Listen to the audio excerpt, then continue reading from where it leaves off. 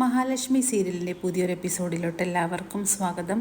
അങ്ങനെ കൺസ്ട്രക്ഷൻ കമ്പനിയിലെത്തുന്ന ഉണ്ണിയെയും വാമദേവനെയും ഒരു വമ്പൻ തിരിച്ചടി കാത്തിരിക്കുന്നുണ്ട്. അവരവിടെ ജോലിക്ക് എത്തുമ്പോഴത്തേക്കും അവിടെ പുതിയൊരാളെ കാണുന്നു. അപ്പോൾ വാമദേവൻ ചോദിക്കുന്നുണ്ട്, ഇതെന്താണ് താൻ ഇവിടെ നിൽക്കുന്നത്, എൻ്റെ സ്ഥാനത്താണല്ലോ താൻ നിൽക്കുന്നതെന്ന് ചോദിക്കുമ്പോൾ അയാൾ പറയുന്നുണ്ട്, എന്നെ പുതിയതായിട്ട് ഇവിടെ നിയമിച്ചതാണ് കണ്ണൻ സാറ്, അതുകൊണ്ട് എൻ്റെ കീഴിൽ വേണമെങ്കിൽ നിങ്ങൾക്ക് ജോലി ചെയ്യാമെന്ന് പറയുകയാണ്. അത് കേൾക്കുമ്പോൾ ഉണ്ണിയും വാമദേവനും ഞെട്ടിത്തെറിച്ച് പോവുകയാണ്.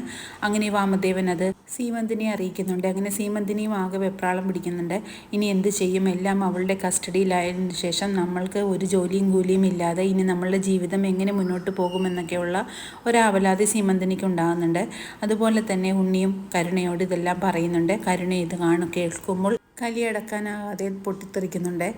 എന്നിട്ട് ഉണ്ണിയോട് ചോദിക്കുന്നുണ്ട്, ഇനി എന്ത് ചെയ്യുമേ, ഇവളെല്ലാം എന്നെ നശിപ്പിക്കാനായിട്ട് മാത്രമാണ് ഇവൾ ഒരുങ്ങിയിരിക്കുന്നത്, അവളുടെ അടിമയായിട്ട് ഞാൻ ഇനി ഇവിടെ കഴിയില്ല എന്ന് പറഞ്ഞുകൊണ്ട് കരുണാലയത്തിലോട്ട് പോകുന്നുണ്ട്. അവിടെ ചെന്നുകൊണ്ട് പ്രതാപനോട് എല്ലാ വിവരങ്ങളും കരുണ പറയുന്നു. എൻ്റെ ഉണ്ണിയേട്ടനെ അവൾ ഒരടിമയാക്കി, എൻ്റെ ഉണ്ണിയേട്ടൻ്റെ ജോലിയെല്ലാം നശിപ്പിച്ചു, അവൾ അതിന് പകരം വേറെ ആളെ അവിടെ ഏർപ്പാടാക്കിയിട്ടുണ്ട്, ഇനി ഉണ്ണിയേട്ടനെ ഒന്നും അവിടെ നിന്നും സമ്പാദിക്കാൻ കഴിയില്ല എന്നൊക്കെ പറഞ്ഞുകൊണ്ട് കരുണ വളരെ ദേഷ്യപ്പെടുന്നുണ്ട്.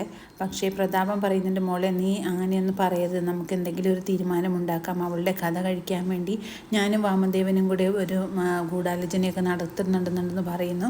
അത് കേൾക്കുമ്പോൾ കരുണ പറയും, നിങ്ങൾ കുറേ ആയല്ലോ ഗൂഢാലോചന നടത്തുന്ന, എന്തെങ്കിലും കാര്യങ്ങൾ നടന്നോ, നിങ്ങളെ കൊണ്ടൊന്നും ഒരു കാര്യവും നടക്കില്ല, നിങ്ങളെല്ലാം എന്നെ മഹാറാണിയെ പോലെ വാഴിക്കാമെന്ന് പറഞ്ഞുകൊണ്ടല്ലേ അങ്ങോട്ട് അയച്ചത്, ഇപ്പം ഞാനാണ് അവളുടെ അടിമയായിട്ടാണ് ഇപ്പോൾ അവിടെ ജീവിക്കുന്നത്, അവളാണിപ്പോൾ മഹാറാണിയായിട്ട് ജീവിക്കുന്നത്, എല്ലാ കാര്യങ്ങളും തകിടം മറിഞ്ഞുകൊണ്ടാണ് വന്നിരിക്കുന്നത്, അവിടെ ഉണ്ണിയേട്ടന് ഒരു സ്ഥാനമില്ല, ഉണ്ണിയേട്ടന് സ്വന്തമായിട്ടൊരു വീട് പോലുമില്ല, എല്ലാ സ്വത്തും അയാളുടെ ആണെന്ന് പറഞ്ഞുകൊണ്ട് കരുണയ്ക്ക് കലിയടക്കാനാകുന്നില്ല. അപ്പോൾ മുത്തശ്ശി പറയുന്നു, മോളെ നീ ഈ സമയത്ത് ഇങ്ങനെയൊന്നും പറയരുതേ, നമുക്ക് എന്തെങ്കിലും തീരുമാനം ഉണ്ടാക്കാമെന്ന് പറയുന്നുണ്ട്.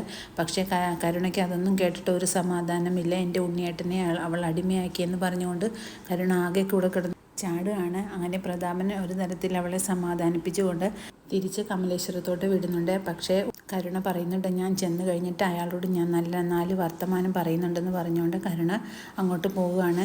അങ്ങനെ കരുണ ചെന്ന് അവിടെ കമലേശ്വരത്ത് എത്തുമ്പോഴത്തേക്കും അവിടെ കണ്ണനും മഹാലക്ഷ്മിയും എല്ലാം ഇരിക്കുന്നത് കാണുകയാണ്. അങ്ങനെ അവരുടെ അടുത്തോട്ട് തുള്ളിച്ചാടിക്കൊണ്ട് ചെന്നിട്ട് ചോദിക്കുന്നുണ്ട്, എൻ്റെ ഉണ്ണിയേട്ടനെ ഒരു അടിമയാക്കാമെന്ന് വിചാരിച്ചോ, ഇതെല്ലാം ഇവളുടെ പ്ലാനാണെന്നും ഇവൾ പറയുന്നതനുസരിച്ചാണ് താൻ നീങ്ങുന്നതെന്നുമൊക്കെ കണ്ണനോട് പറയുന്നുണ്ട്. എന്നിട്ട് ഉണ്ണിയോടായിട്ട് പറയുന്നുണ്ട്, നാണമില്ല ഉണ്ണിയേട്ട, ഇയാളുടെ കീഴിൽ ജോലി ചെയ്യാൻ ഉണ്ണിയേട്ടൻ അവിടെ നിന്ന് ഇറങ്ങിക്കൂടെ എന്ന് ചോദിക്കുന്നുണ്ട്.